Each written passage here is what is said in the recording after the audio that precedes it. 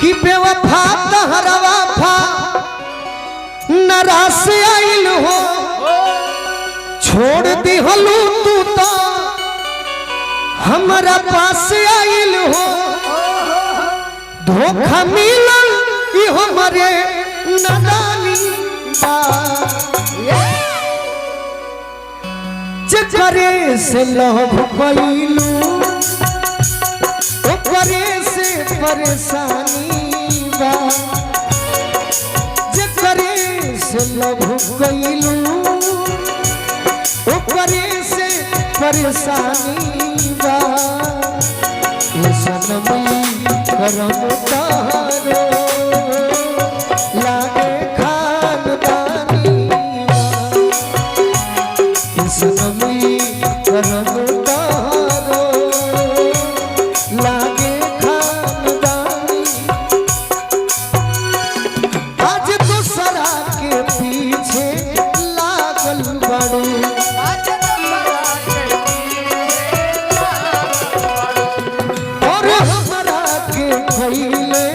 पागल बड़ो का कहतिया गाना के बारे में हमरों से कहो हमार बड़ाई करो चाहे सिखाई करो कुछ हो कहबा के मुंह पर कहो आज दूसरा के पीछे लागल बड़ो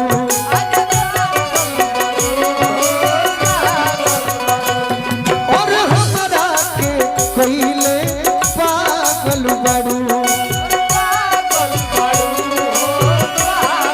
कहे हमरा से प्यार अब चिन्हेलू नया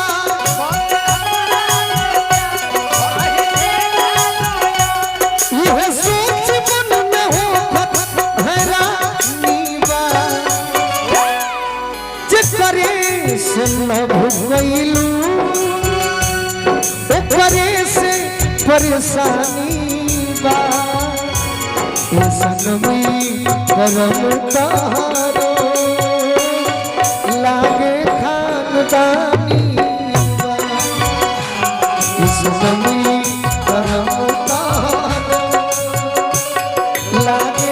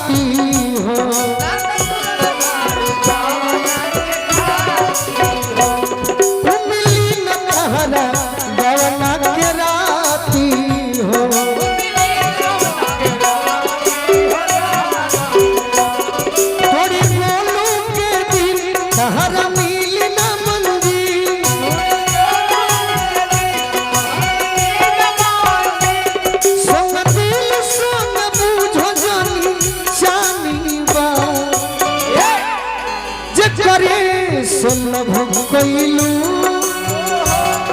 ओकरे से परेशानी बा जकरे से लव कइलू ओकरे से परेशानी बा ये सनमी करम तारो लागे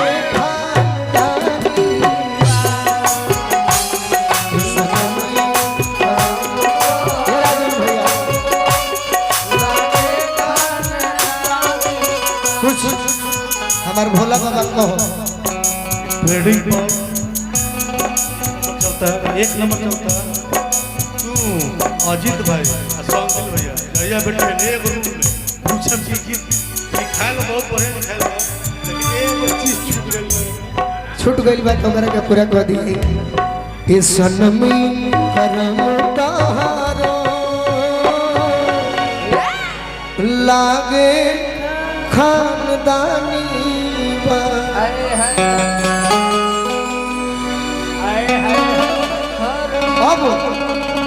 अब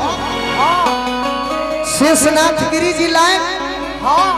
कुछ